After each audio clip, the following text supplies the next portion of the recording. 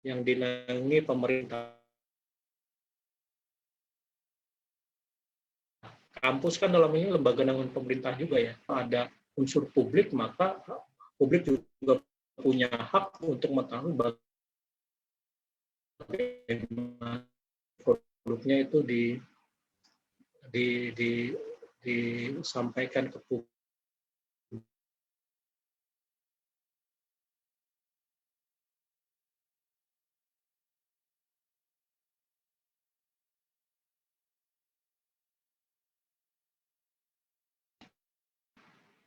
Nah, jurnal tadi, maka kita menulis sebuah cerpen atau menulis sebuah blog gitu ya, kita ada kaidahnya ya.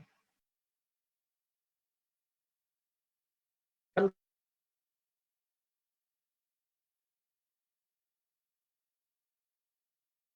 tadi saya bilang di awal bahwasanya kalau jurnal itu ada yang terakreditasi ya jurnal. Nah, kalau kita tahu poin-poin tersebut dan kita terapkan dalam gaya menulis kita,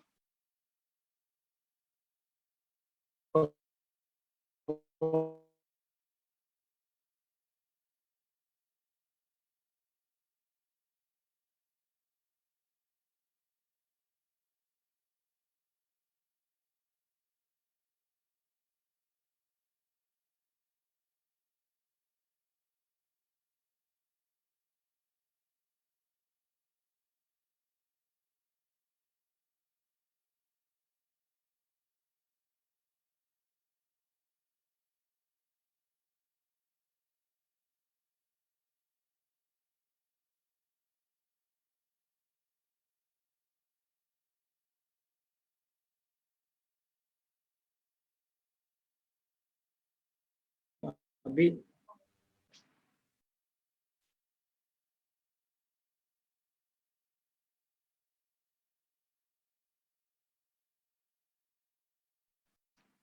syarat kelulusan jadi motif utama biasanya ketika harus menerbit skripsinya menjadi sebuah, atau mungkin ada kalau di dosen itu ada yang namanya hibah penelitian, atau misalkan ada harus naik pangkat ya dan lain-lain. Tapi apapun alasannya ya, apapun alasan kalian untuk menerbitkan skripsi kalian menjadi sebuah publikasi ilmiah atau sebuah artikel jurnal, editor atau reviewer atau komunitas peneliti itu nggak peduli alasan-alasan tersebut saat mereview tulisannya. Yang dilihat itu konten atau substansi yang dilihat.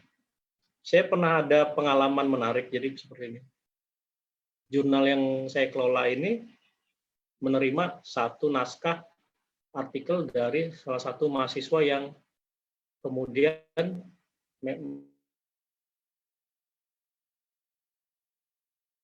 ini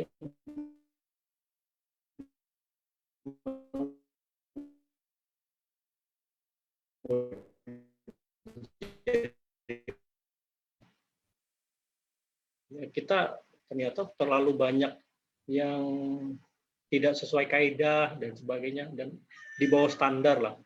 Akhirnya kita nyatakan ditolak. Artikel tersebut kita nyatakan tolak. Selang berapa hari orang tua yang bersangkutan datang ke kantor redaksi, istilahnya melabrak tim editor. Kenapa ini harus ditolak?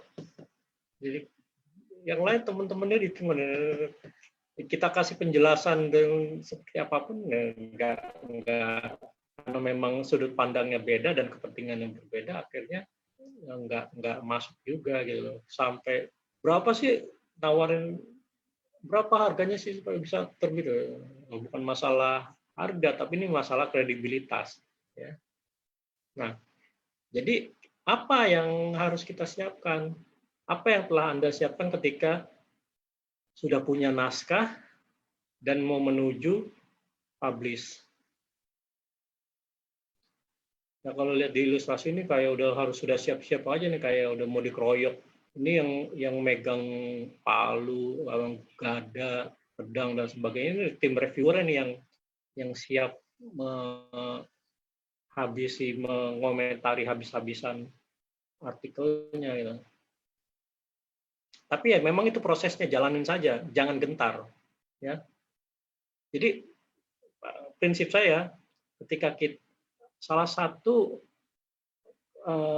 satu faedah ketika kita submit dan direview, ya, entah itu pun nanti hasilnya ditolak ataupun diterima, itu kan pasti hasil reviewnya balik ke kita. Kita tahu kekurangan tulisan kita di mana untuk kita perbaiki, kemudian nanti kita submit ke tempat lain. Jadi jangan takut direview. Nah, secara garis besar ada dua hal yang harus kalian siapkan ketika menyiapkan artikel untuk publikasi di jurnal. Yang pertama, hal yang sifatnya substansial.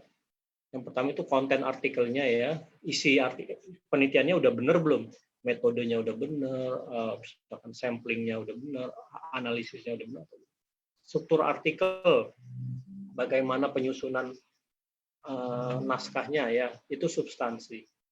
Yang kedua baru teknis, yang sifatnya teknis, bagaimana kemudian referensi-referensi yang digunakan di dalam tulisannya itu seberapa update, seberapa primer, kemudian apakah menggunakan manajemen referensi, dan memilih jurnal yang tepat. Ini yang sifatnya teknis. Nah, dua ini kalau dikuasai, insya Allah nanti prosesnya lancar aja. Nah, ini naskah yang baik harus memiliki konten yang baik dan penyajian yang baik.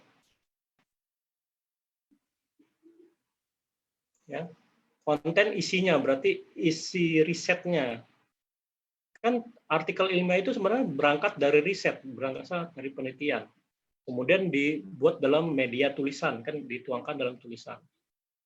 Nah, media tulisan itu kan penyajian gagasan dan data. Nah, dua-duanya harus menarik, baik isi maupun cara menyajikan itu harus baik. Konten yang baik maksudnya menarik dan ada aspek kebermanfaatan, atau dalam beberapa kasus dibilang ada aspek kebaruan, novelty. Jadi risetnya enggak kebanyakan, orang udah banyak neliti tersebut gitu ya.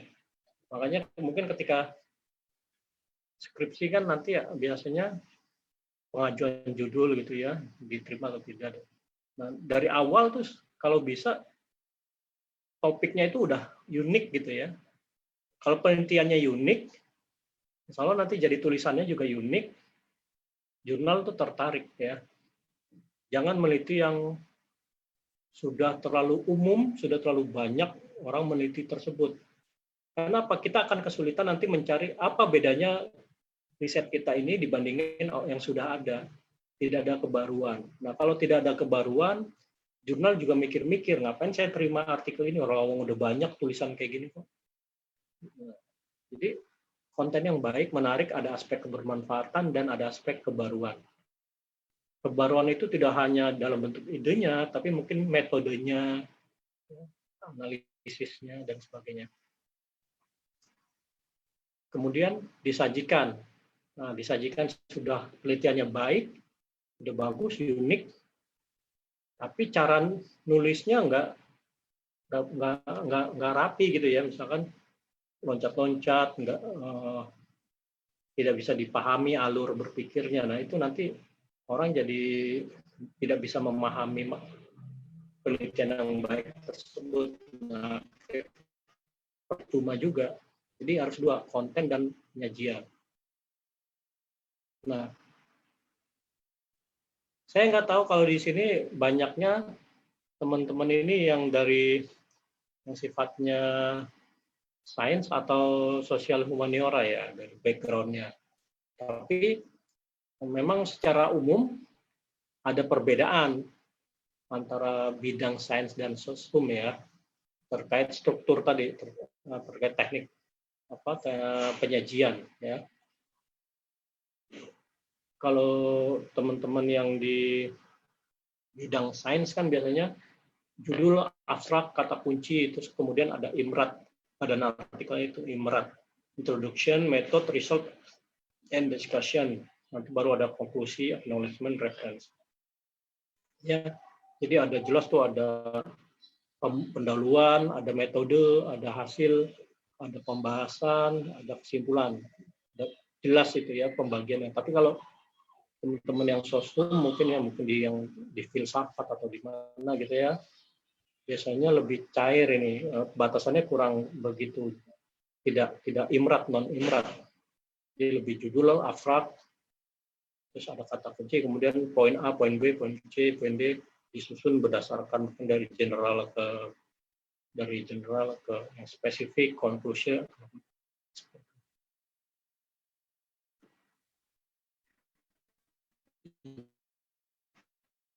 Yang penting apapun baik sains atau sosial humaniora maupun ilmunya, ketika kita sudah menentukan kita akan mensubmit ke jurnal yang mana, kita pelajari juga ini panduan penulisannya, ya panduan bagi penulisan yang sudah disediakan oleh jurnal. Ya. Kita ikuti, ya, karena tiap-tiap pengelola jurnal tuh masing-masing punya panduan sendiri-sendiri. Dan mereka dituntut untuk konsisten antara satu artikel dengan artikel yang lain. Jadi kalau kita tidak mengikuti panduan, biasanya editornya tuh yang bakal capek, dia menyusun lagi, merapikan lagi.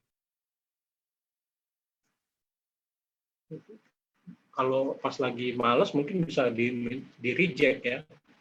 Kalau editornya baik mungkin diperbaiki, tapi kalau bisa pelajari panduannya, sesuaikan dengan panduan. Atau kadang-kadang tiap jurnal pasti sudah ada template artikelnya kok. Kita tinggal mengikuti saja. Jangan sampai tidak sesuai template, itu udah paling mendasar banget ya. Jadi template-nya begini dari jurnal, tapi kita gayanya bikin sendiri. Nah, ketika menulis ya, ini sih teknik menulis saja, ini masing-masing orang bisa beda ya.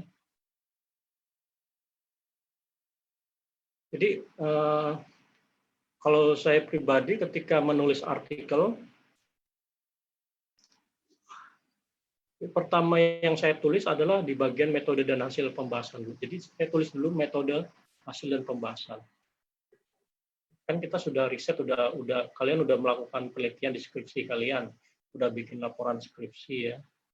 Nah, coba dibuat dulu metode, hasil dan pembahasan. Metodenya apa?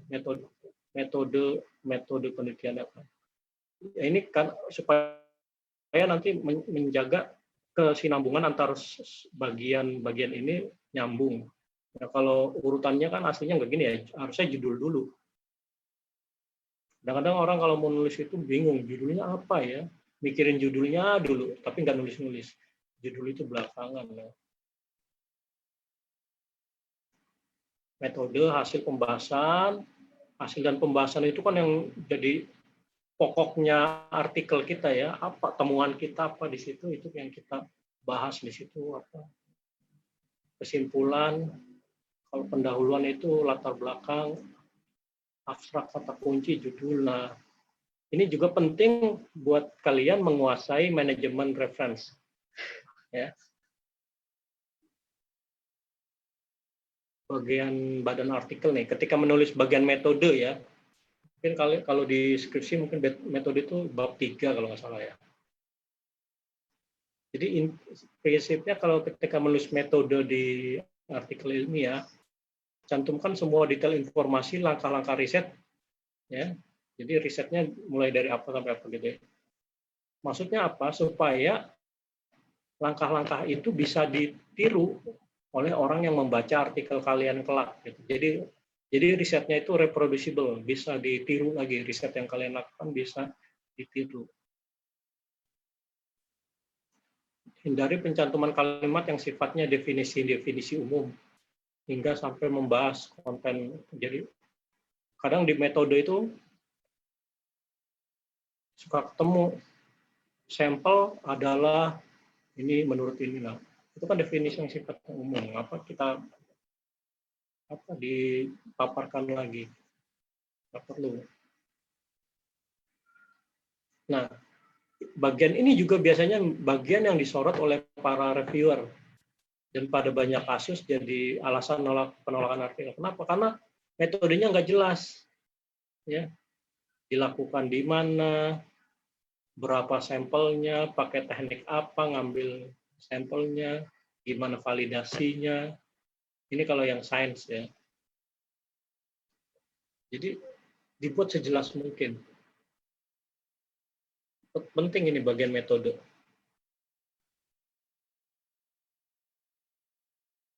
Kemudian setelah metode ada hasil. Hasil ini berisi tentang main finding atau temuan utama ya.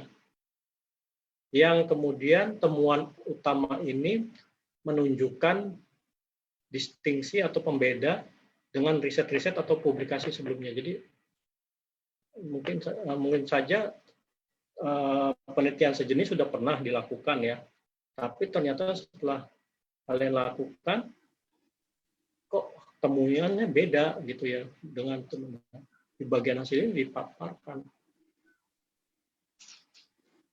Bagian ini juga gunakan tabel atau gambar salah satu aja untuk menyampaikan hasil temuan. Tapi jangan berlebihan, perlu banyak gambar, perlu banyak tabel. Sudah ada tabel dideskripsikan lagi.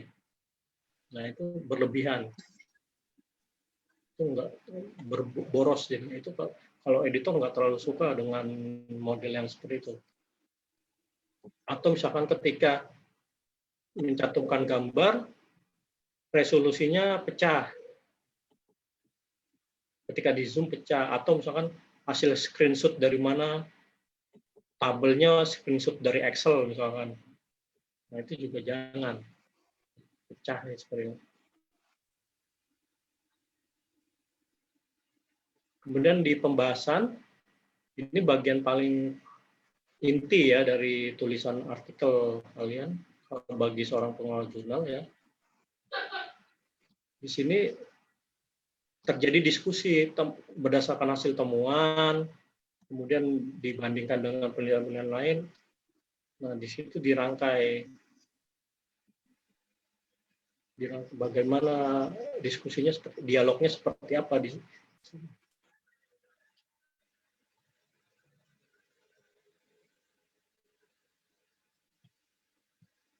Apakah kemudian nanti hasilnya tadi sejalan dengan temuan sebelumnya atau malah bertolak belakang? Kalau bertolak belakang, kenapa dibahas lagi? Dan jangan sampai kemudian membuat pernyataan-pernyataan yang tidak didukung oleh hasil temuan yang sudah kalian olah sebelumnya di hasil ya. Tiba-tiba muncul ide-ide atau terminologi baru yang sebelumnya tidak disinggung.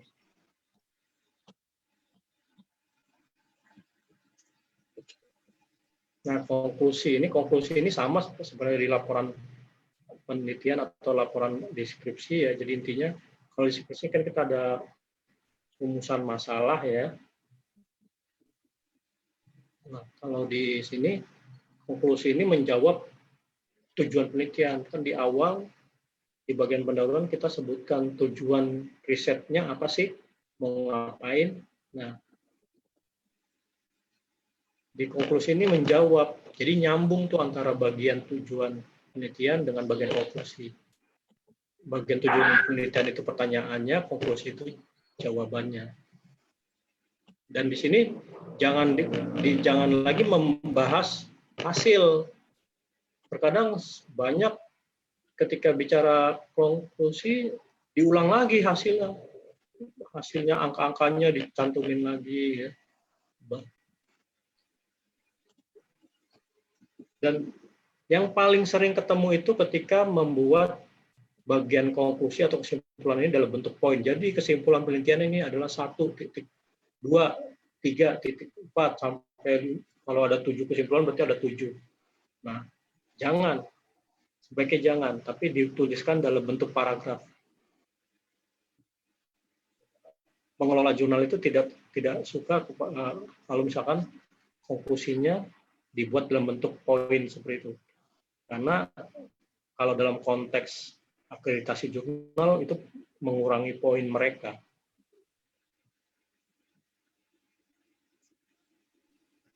Nah, yang tidak kalah penting adalah bagian pendahuluan, ya.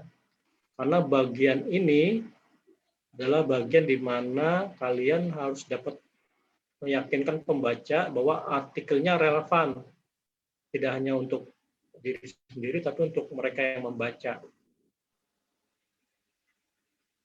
Jadi nanti pendahuluan ini dibuat sebenarnya simpel aja. Kalau dalam skripsi bisa 3 lembar gitu ya. Tapi kalau dalam artikel ilmiah paling 1-2 mungkin paling banyak 4 paragraf, 5 paragraf. Dibuat secara singkat, sifatnya dari umum ke khusus ya. Paragraf pertama itu bicara latar belakang secara umum, kenapa kita mengambil riset itu, masalahnya apa sih. Paragraf, terus 1-2 paragraf berikutnya berisi tentang state of the art yang menjustifikasi pernyataan novelty atau kebaruan atau kontribusi artikel ini terhadap keilmuan. Kemudian tujuan pada paragraf terakhir biasanya disebutkan kalimat atau disebutkan tujuan penelitian. Nah, tujuan penelitian ini nanti dibuat secara lugas. Kalau banyak berdasarkan latar belakang tersebut, maka tujuan penelitian itu. Nah, itu jangan seperti itu. Langsung aja, tujuan penelitian ini adalah untuk apa? Jadi berdasarkan latar belakang tersebut. Nah, itu kan bahasa-bahasa deskripsi ya. Yang nggak kalah penting abstrak dan kata kunci. Ya. Biasanya kalau kita mau nonton film, kita nonton teasernya dulu atau lihat di YouTube dulu ya, reviewnya. Baru kayaknya rame nih, iya nonton. Nah, sama, abstrak itu fungsinya kayak gitu. Orang sebelum melanjutkan baca full text-nya ya, baca keseluruhan tulisan kalian, dia baca abstrak dulu. Kalau abstraknya menarik, dia akan lanjut baca sampai selesai. Tapi kalau dari abstraknya saja udah, oh kayaknya bukan ini yang saya cari, nah itu udah dia nggak akan baca sampai akhir. Makanya abstrak penting, menyusun abstrak ini penting. Menginformasikan pembaca apa yang telah Anda lakukan dan temuan penting yang harus diketahui.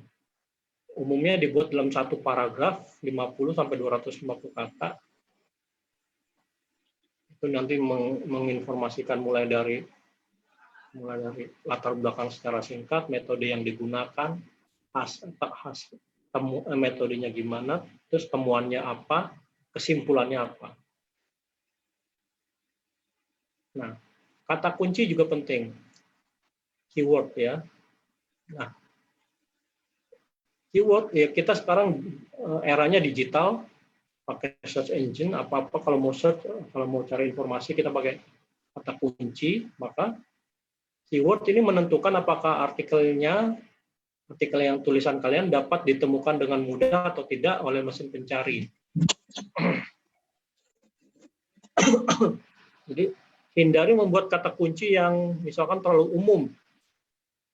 Misalkan Islam, Muslim, kalau misalkan dalam kajian Islam, nih, studi kajian Islam, ya, Islam, kata kunci artikel kan Islam, Muslim, hadis, kota misalnya Surabaya, itu kan sangat umum sekali ketika kita ketikkan kata kunci tersebut, ribuan yang muncul topiknya.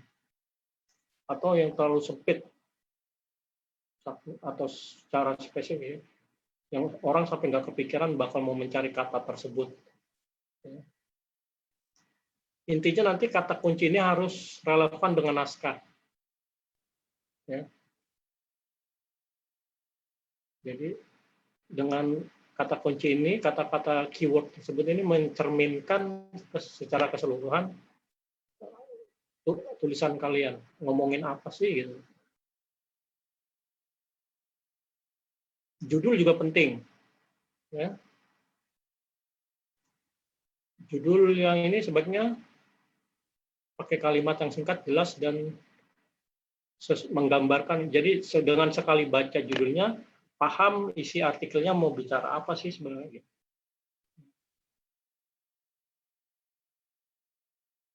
Jadi kadang-kadang kita boleh kok misalkan judul skripsinya apa, tapi ketika kita mau lari ke menjadi format artikel ilmiah, artikel jurnal, kita ganti judulnya tanpa mau merubah maksudnya itu boleh.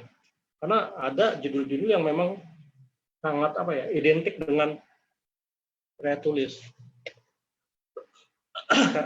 Yang identik dengan skripsi maksud saya. Misalkan gini, hubungan pengetahuan dengan apa-apa. Nah itu kalau udah ada kata hubungan, korelasi, itu biasanya itu skripsi. Gitu. Nah itu nanti kata-katanya artikelnya bisa untuk judulnya bisa dimodif lagi. Intinya dengan kalimat yang efektif menggambarkan isu utama dari naskah tulisan kalian, dibuat menarik dan mengundang orang untuk membaca dan mensitasi. Baik, itu terkait standarnya secara substansi ya. Ini saya mau memberi gambaran lagi tentang alur penerbitan artikel jurnal ya. Jadi mungkin kalian setelah punya artikel submit sudah, terus pengennya habis submit langsung dapat kabar diterima atau tidak gitu ya, karena ini kan untuk syaratan kelulusan, ngejar wisuda misalnya atau ngejar yudisium. Nah, jadi seperti ini ya. Ketika seorang penulis itu mengunggah naskahnya ya, nanti akan ditugaskan kepada seorang namanya section editor. Ya, section editor itu nanti dia menugaskan kepada seorang reviewer. Reviewer ini tim ahli yang di luar jurnal gitu ya. Jadi kampusnya bisa di luar dari kampus si jurnal itu sendiri. Ini orang luar lah, reviewer. Nah, ketika reviewer menerima tugas, dia oke, baik, saya akan menerima, dia melakukan penelaahan artikel. Reviewer kemudian balikin ke editor beserta catatan dan keputusannya, apakah harus revisi, apakah bisa langsung diterima. Ya. Kalau misalkan ada revisi, maka naskah akan dikembalikan ke kalian untuk diperbaiki, ya, untuk direvisi sesuai komentar dari reviewer. Itu biasanya nanti akan dikasih deadline. Setelah diperbaiki, dikirim balik ke editor. Editor memeriksa, apakah sudah sesuai dengan permintaan perbaikan, sudah sesuai standar. Misalkan dia anggap sudah, maka akan dilakukan proses editing, disesuaikan template-nya, layout-nya dan sebagainya, diberi nomor halaman, diberi macam-macam header, footer dan sebagainya. Baru nanti kemudian terbit. Nah itu untuk satu artikel. Ya, dalam satu terbitan kan nggak cuma satu artikel, bisa sampai 10 artikel, maka ada 10 proses seperti ini. Yang sebelah kanan ini saya ngambil salah satu dari contoh dari Jurnal Administrasi Kesehatan Indonesia punya UNER, ini udah Sinta 2. Ya. Ketika artikel masuk, di screening sama editor. Editor akan mengecek apakah artikel ini sudah sesuai fokus and scope jurnal. Jangan sampai fokus and scope jurnalnya kesehatan, artikel yang masuk kok tentang studi hadis misalkan, kan nggak nyambung. Kemudian novelty, kebaruannya. Apakah artikel ini punya nilai kebaruan? Kemudian kalau di kesehatan itu biasanya ada etiknya, ada kode etiknya, ada nggak ya. Kemudian writing organization, bagaimana penulisan artikel naskahnya, apakah sudah sesuai dengan template-nya. Beberapa kasus dicek di awal similarity-nya berapa persen dengan Turnitin. Kalau di tempat saya ngecek selain Turnitin, Focus and Scope, saya juga ngecek apakah artikel tersebut menggunakan reference manager tool atau tidak. Kalau tidak menggunakan, dibalikan, minta diperbaiki, baru minta submit ulang. Nah, proses ini minimal bisa paling nggak 4 minggu. Ya. Jadi Mbak sekarang submit, 2 hari minta publish. Ya bisa. Yang sering kejadian itu bukan minta publish, tapi minta LOA ya. LOA itu letter of acceptance. Jadi surat dari editor yang menerangkan bahwa artikel ini telah diterima. Untuk bisa diterima itu kan harus berdasarkan ini keputusan reviewer. Ya. Submit, kirim ke reviewer aja mungkin udah seminggu. Terus semenjak reviewer menerima sampai dia mereview, sampai dia kembaliin hasil reviewnya seminggu, 2 minggu sudah. Paling nggak 2 minggu tuh baru bisa ada LOA gitu ya. Kadang saya sering ketemu seperti itu. Pak, kalau saya submit hari ini, saya bisa terima LOA-nya kapan? Loh, memang artikelnya bagus banget. Yakin sekali dapat LOA ini. Jadi jangan seperti itu, jangan kemudian karena ada timeline-nya. Kalau jurnal itu pasti punya timeline gitu ya. Ya paham, karena mengejar tadi syarat untuk administrasi kelulusan, syarat dan sebagainya.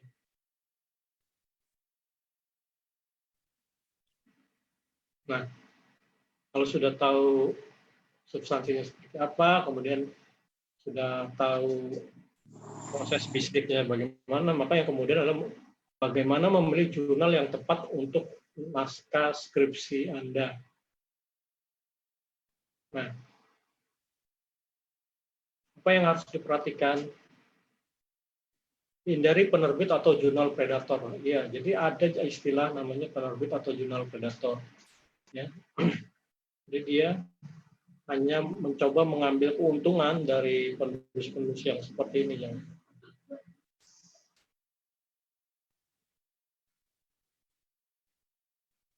makanya kemudian carilah daftar jurnal dari basis data yang terpercaya. Kalau yang internasional itu Simago JR ya, Jurnal Rank. Kalau di nasional di Sinta tadi atau di DOAJ. Jadi kita harus think, check, and submit. Kita harus berpikir dulu, kita harus pahami dulu kondisi jurnalnya, kita periksa apakah jurnal ini jangan sampai nanti udah makan waktu lama panjang nggak terbit gitu. Sekian kalian yang nanti. Nah, ini sumber database jurnal cakupannya. Simago itu untuk cakupan jurnal-jurnal internasional reputasi. Kalau DOAJ ini untuk ada jurnal Indonesia ada, jurnal luar negeri juga banyak. Kalau Sinta untuk nasional. Jadi tergantung nanti kalian mau yang di mana tinggal nyarinya ke sana. Intinya gini, ketika menentukan jurnal ini udah mau kita submit, kita cek, biasanya di halaman jurnal itu ada yang namanya halaman focus and scope. Dia tuh diklik bagian itu, akan muncul banyak topik-topik gitu ya. Tulisan kita masuk ke dalam topik tersebut ya. Kalau tulisan kita masuk ke dalam topik tersebut, kemungkinan besar diterimanya tinggi. Tapi kalau di luar topik, kemungkinan di reject-nya juga tinggi. Kemudian lihat juga terbitnya reguler apa tidak. Maksudnya itu tertib nggak? Ada nomor atau terbitan yang tidak hilang atau nggak terbitnya. Karena kalau ada terbitan atau nomor yang bolong itu mencerminkan bahwa sebenarnya si editornya ini nggak konsisten menerbitkan artikel. Nanti yang dirugikan ya kalian sebagai penulis.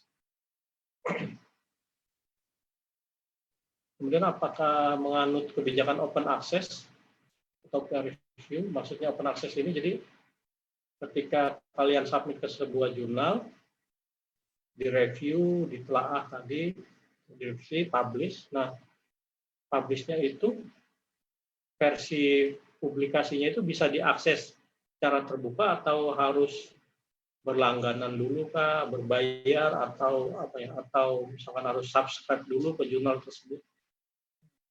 Ya, bisa kita yang open access gitu ya, jadi bebas, orang bisa mengakses tulisan kalian dengan bebas.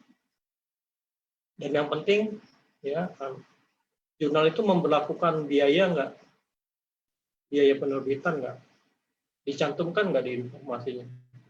Kalau ada misalkan di situsnya tidak ada informasi tentang bayar, tiba-tiba kalian submit, tiba-tiba pas mau beberapa waktu kemudian supaya terbit mohon bayar sekian dolar atau sekian ratus ribu gitu. Nah, ini yang masuk kategori tadi saya bilang predator ya. Tidak menginformasikan bahwa ada bayaran, tiba-tiba menagih. Ini tidak sesuai kode etik publikasi. Kemudian cek juga di website jurnalnya apakah ada panduan penulisan yang jelas atau menyediakan template. Ya, karena kalau sudah ada panduan yang penulisan jelas dan ada template, ini memudahkan kalian menyusun tulisan. Nanti proses revisinya nggak terlalu banyak. Kalau misalkan dituntut untuk yang akreditasi, ya berarti tinggal cek akreditasinya masuk Sinta berapa. Cara ngeceknya gimana ya? Biasanya kalau jurnal yang sudah akreditasi ada logonya, logo Sinta, itu diklik aja logonya. Jadi, nah, yang harus diingat, tiap jurnal walaupun skopnya sama, fokus dan skopnya sama, dia akan punya gaya template, gaya penulisan yang berbeda-beda. Maka mau nggak mau ikuti, jangan sampai kita bikin gaya sendiri. Nah, ini misalkan Sinta 2, Ristek Dikti, jurnal. Saya coba screenshot tadi, saya mau cari nama jurnal yang pendidikan bahasa Arab misalnya. Ternyata ada 21 jurnal yang mengandung kata Arab pada nama jurnalnya, yang mulai dari Sinta 2 sampai Sinta 5. Jadi mengandung kata Arab.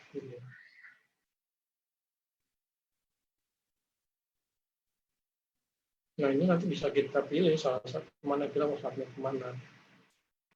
Nanti silakan aja, nanti kalian coba dengan kata kunci yang sesuai dengan skripsi kalian. Nah, yang tiga adalah terkait teknik referensi, standar referensi dan penelusurannya. Jadi terkait referensi ini juga penting ya, terkait sumber dan terkait kemutakhiran. Jadi sumber rujukan ini, jadi dalam satu artikel jurnal ini disarankan paling tidak referensinya itu, daftar pustakanya itu minimal 15. Sedikitnya 15. Dengan 80%-nya itu berasal dari sumber nisbah primer. Atau sumber nisbah primer itu artinya dari jurnal ilmiah, dari jurnal artikel jurnal ilmiah. Jadi kalau 15 itu 80%-nya berapa ya? Nah, mungkin 10 ya. Ya.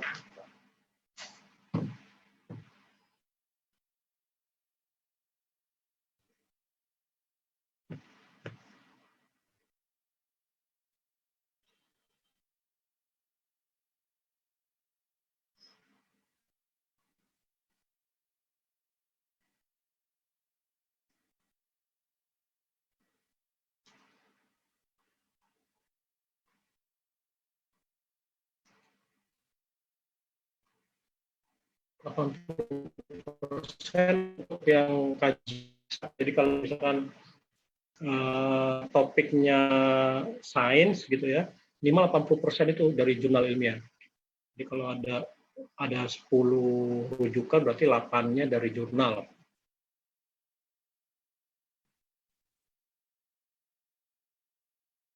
Kalau misalkan non eksak atau yang sosial humaniora tadi 50%. Kalau misalkan ada 15 rujukan, maka paling tidak 8-nya dari jurnal.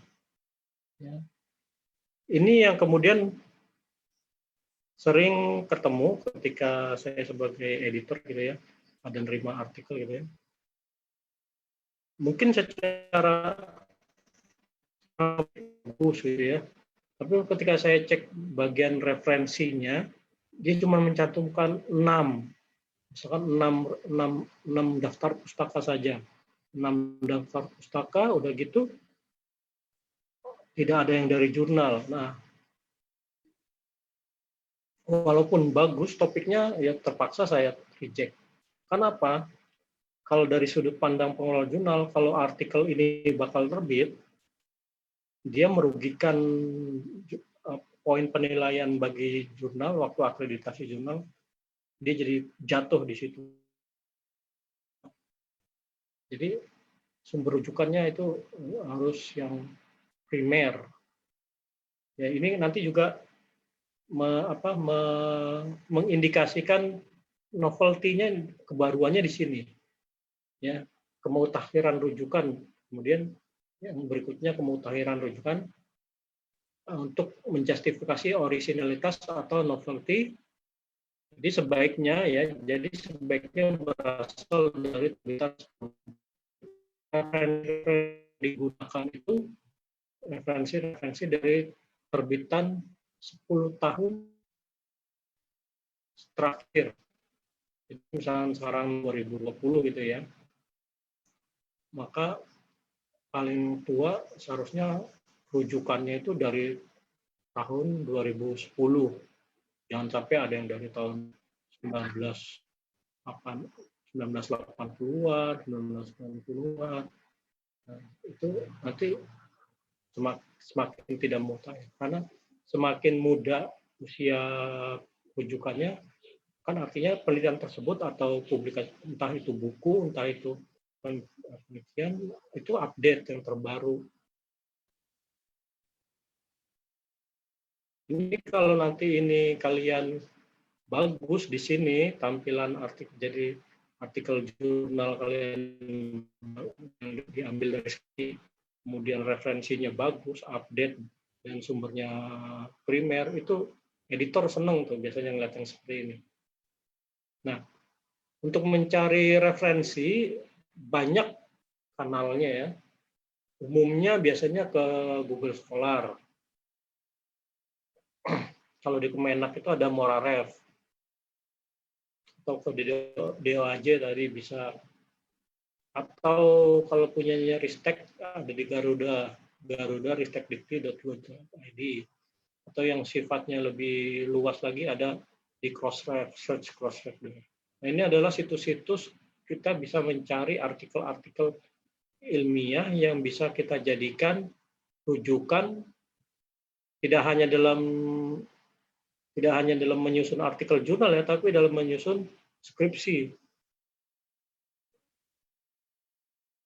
Nah, kemudian yang terakhir adalah manajemen referensi. Nah, manajemen ini adalah alat bantu ya, untuk memanage penulisan daftar pustaka. Alat bantu ini kita gunakan untuk menjamin konsistensi pencantuman dan penulisan rujukan dalam sebuah artikel. Pengalaman saya ketika menulis menggunakan manajemen referensi ini, waktunya akan lebih efisien hingga 50% lebih cepat. Nah, bagi pengelola jurnal, kalau ada artikel yang disusun dengan alat bantu manajemen referensi ini, maka dijamin nanti akan membantu mempertahankan kualitas konsistensi artikel, kemudian mempermudah proses penyuntingan akhir. Nah, kalian sebagai mahasiswa mungkin yang menyusun skripsi ini sebaiknya memang harus menggunakan ini gitu loh, manajemen referensi, entah itu Mendeley, Zotero, EndNote, Reference Manager, pilih aja salah satu. Ini seperti Mendeley dan Zotero ini open source. Nah, saya paparkan sedikit tentang Zotero.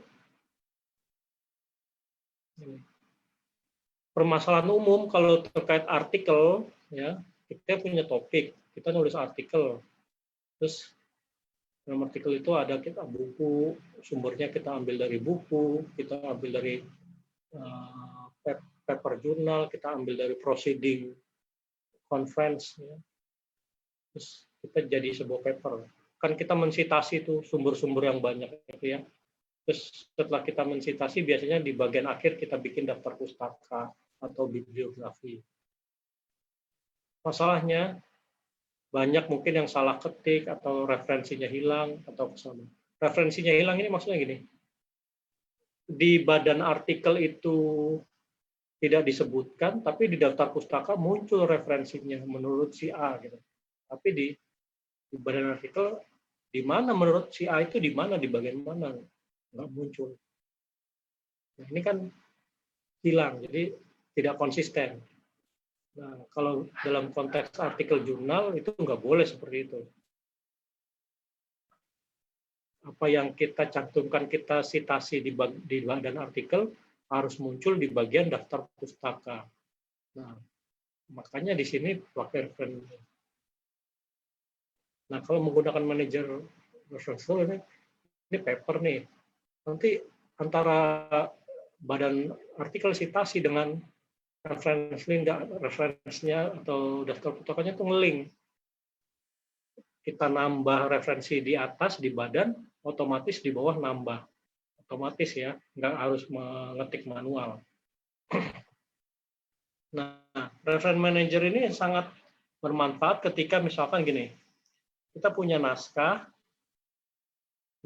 A gitu ya, kita submit ke jurnal A dengan gaya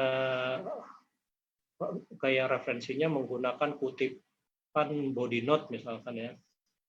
Ternyata di jurnal A tersebut ditolak. Ya udah kita mau submit ke jurnal B. Tapi jurnal B tersebut menggunakan gaya EndNote.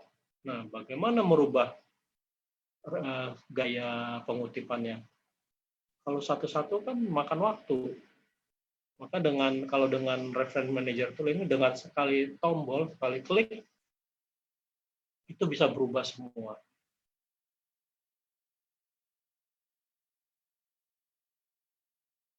Ini kalau mau install di sini zotero.org. Nanti ini enaknya dia terintegrasi dengan browser kita. Browser kita bisa pakai Firefox, bisa pakai Chrome, dan nanti terintegrasi juga dengan Word kita. Jadi kita bisa kerja di Word kita, ada tombol Zotero-nya.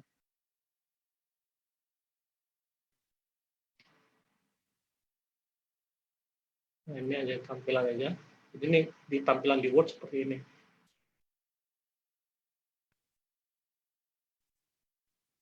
Nah, jadi kalau misalkan kita lagi browsing di Google Scholar, ketemu artikel yang kira-kira sesuai sama topik penelitian kita tinggal klik tombol Zotero aja di browser kita, dan itu nanti akan tersimpan ke Zotero yang sudah kita install di laptop atau di PC-nya.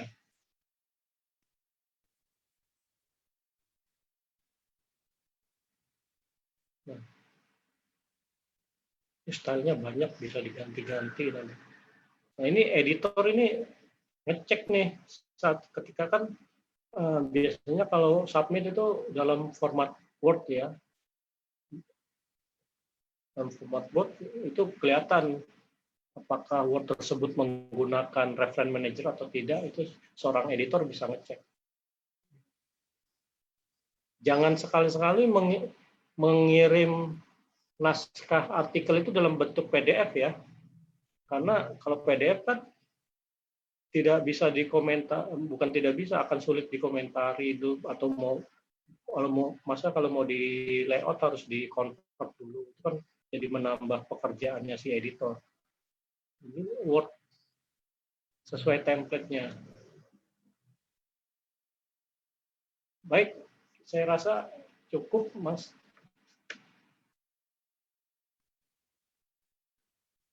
Suara saya masih bisa dijelas ya? Masih kedengaran, Pak. Ya, baik.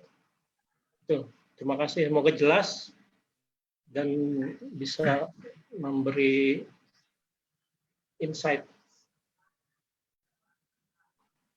Ya.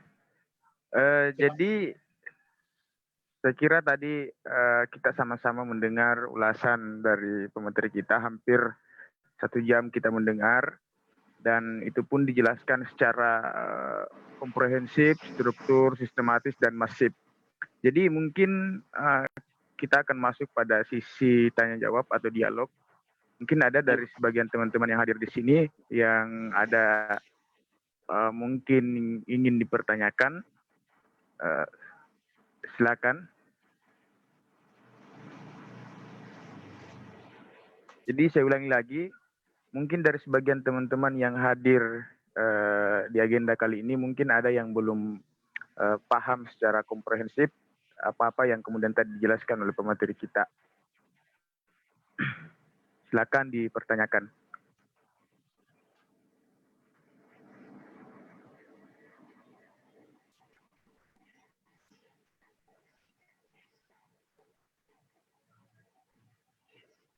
Atau sudah jelas apa yang tadi disampaikan oleh pemateri kita pada kesempatan kali ini? Mudah-mudahan jelas ya. Alhamdulillah.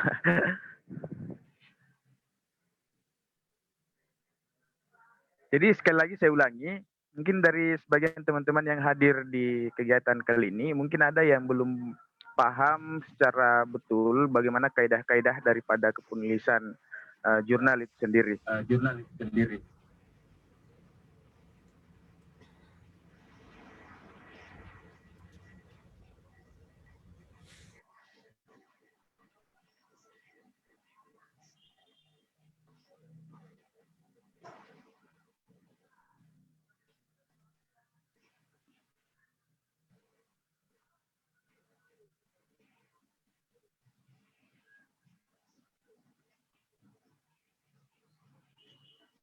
Jadi kalau misalnya sudah tidak ada yang ingin mengomentari atau ingin bertanya terkait dengan materi kita pada kesempatan kali ini, maka saya kira pertemuan kita akhiri sampai di sini. Karena juga saya kira apa yang dijelaskan tadi memang sudah jelas dan cukup komprehensif juga dan mudah dipahami.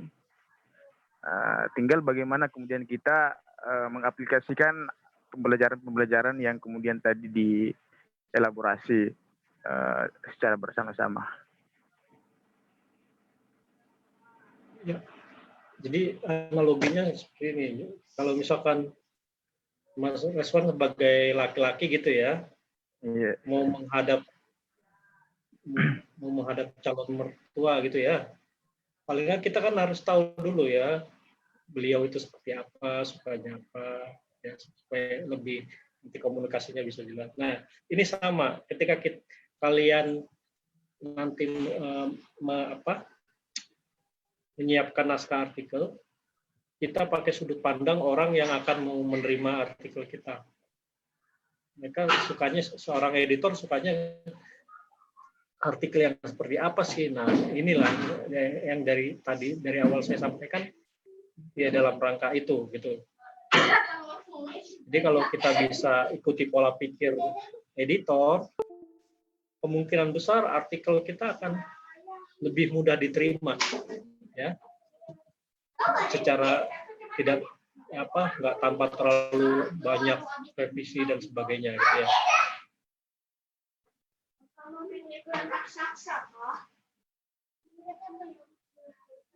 Nanti mungkin materinya bisa di-share ya. Siap. Mungkin satu moderator. Oke, silakan. Ya, Kak. Terima kasih Jessi ya. Ini dari Palangkaraya. Oke. Sangat menarik sebenarnya apa yang dijelaskan oleh narasumber tadi ya. Cuman mungkin karena saya di Palangkaraya ini agak hujan-hujan, jadi sering keluar masuk begitu. ada hal yang ingin saya tanyakan. Kita harus melihat jurnal mana yang kita tuju begitu ya.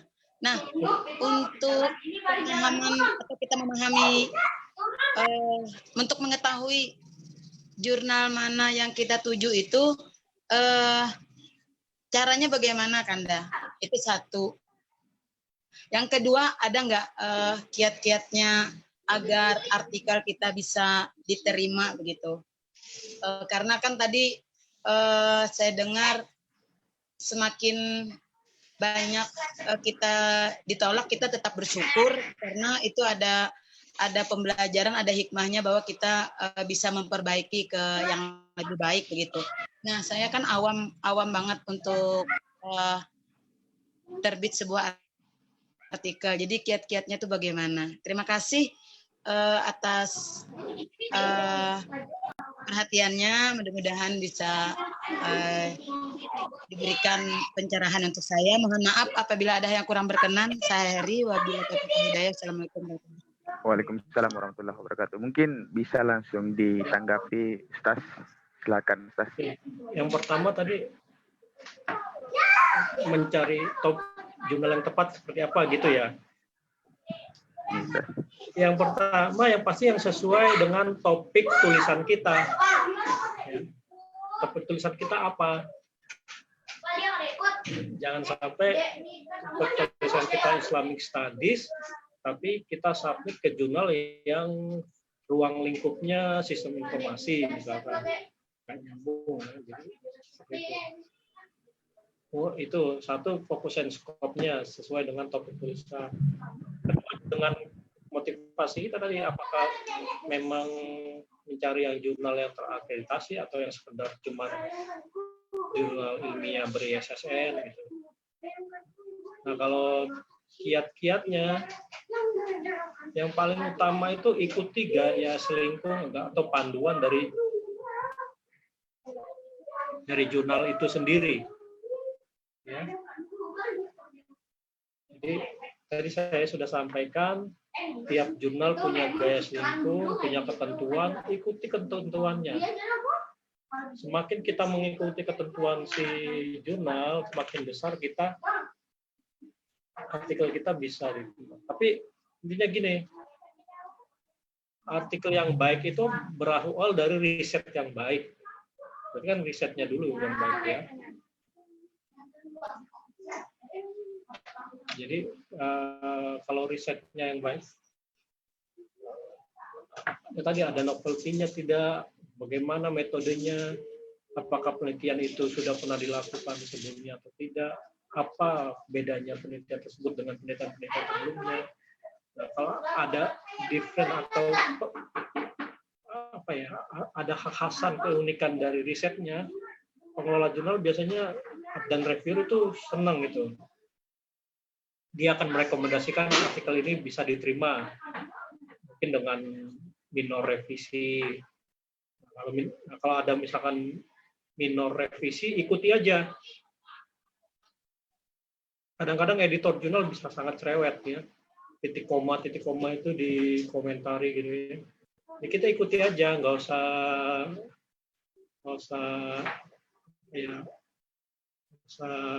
mangkel gitu ya, atau kesel. Memang itu prosesnya. Tapi nanti ketika sudah terbit biasanya kita plong, senang ya, bersyukur. Jadi artikel yang baik itu berasal dari riset yang baik. Tipsnya supaya diterima ya berarti kan harus ada dua tadi yang menurut saya tadi. Substansinya bagus, penyajiannya juga baik. Penyajiannya dalam arti apa? Penulisannya. Itu Pak, diterima itu. Itu saya bicarakan dalam konteks jurnal nasional ya.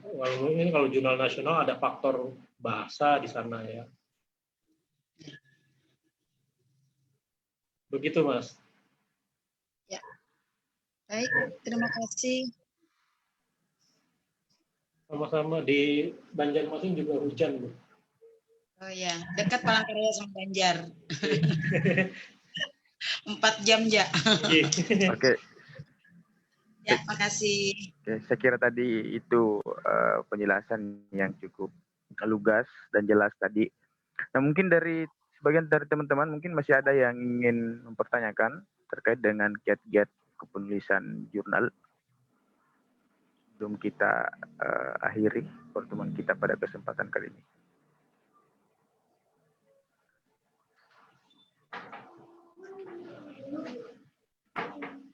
Oh ya, satu lagi Mas Reswan. Iya, Kakanda. Jadi ini buat semua ya, untuk bisa menulis yang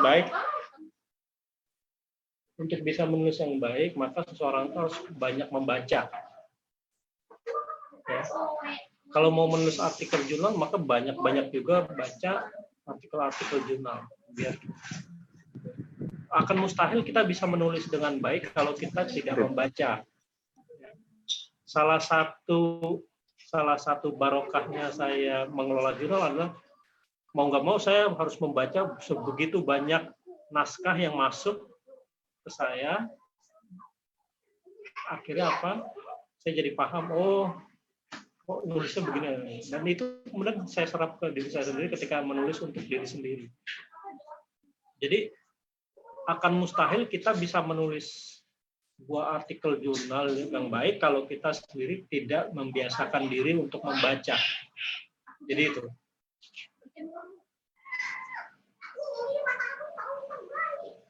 Banyak baca kuncinya. Dan jangan minder, kalau saya kan masih mahasiswa, tulisan saya gini-gini aja. Enggak.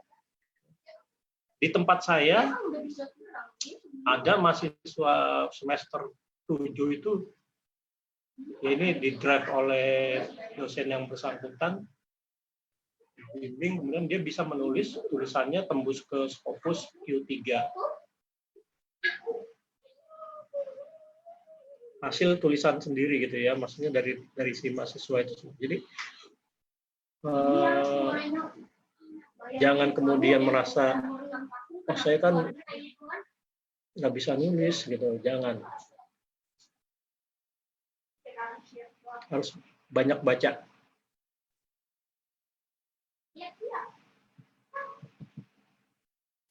Itu aja sih kalau pesan saya.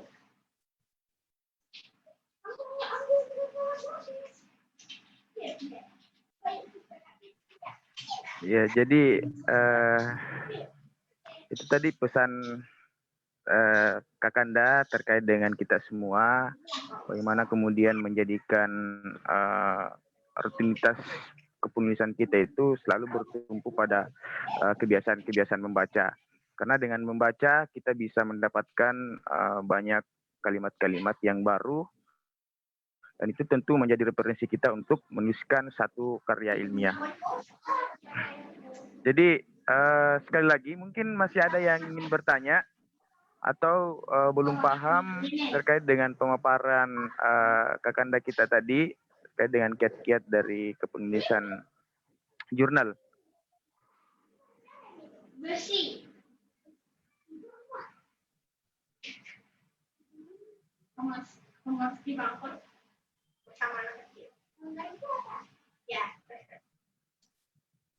Atau mungkin Kakanda mungkin masih ada yang ingin disampaikan Kakanda?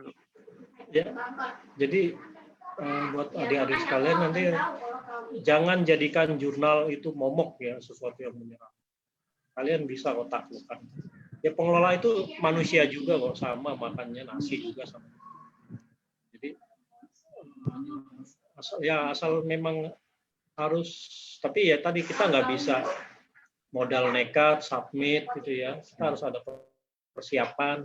Salah satu persiapannya tadi membaca, harus pakai strategi sehingga nanti hasilnya bisa maksimal, jadi tidak sia-sia gitu. Karena proses penerbitan itu satu artikel itu ya tadi perlu waktu, apalagi kalau kalian misalkan diburu waktu, deadline karena mau ikut syarat kelulusan misalkan. Nah, kalau nggak dipersiapkan baik-baik, nanti sudah submit nunggu lama-lama tiba-tiba ditolak, apalagi harus prosesnya ke jurnal lain kan harus dari nol lagi. Jadi harus pakai strategi tadi.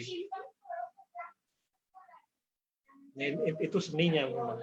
Kebetulan zaman saya sih belum ada kewajiban itu ya. Jadi kalian ini luar biasa gitu ya. Diharuskan menulis publikasi ya. Tapi ya memang seperti itu, cendekiawan itu memang dikenalnya dari tulisan gitu ya. Yang bikin kalian dikenal, yang bikin namanya bakal terus ada di search engine, bakal ada terus di internet itu ya tulisan itu. Ya. Jadi menulis untuk keabadian. Yes, yes. Ya.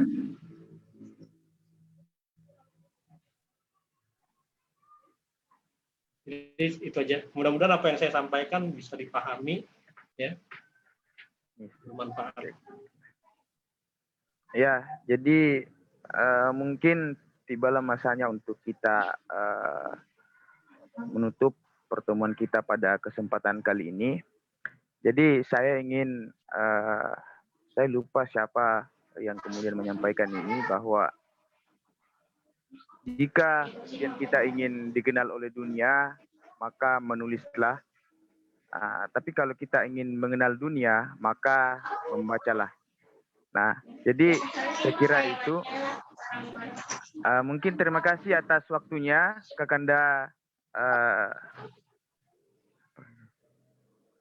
Muhammad Ratodi. Terima kasih banyak atas waktunya, Kakanda. Dan juga audiens yang kemudian sempat hadir pada kesempatan kali ini. Mohon maaf bila ada salah kata. Jika ada jarum yang patah, jangan masukkan di dalam laci. Jika ada kata-kataku yang salah, mungkin jangan dimasukkan di dalam hati. Dibuang-buang saja jauh-jauh. Saya kira itu. Billahi fi sabilil haq, wastabiqul khairat. Wassalamualaikum warahmatullahi wabarakatuh. Waalaikumsalam warahmatullahi wabarakatuh.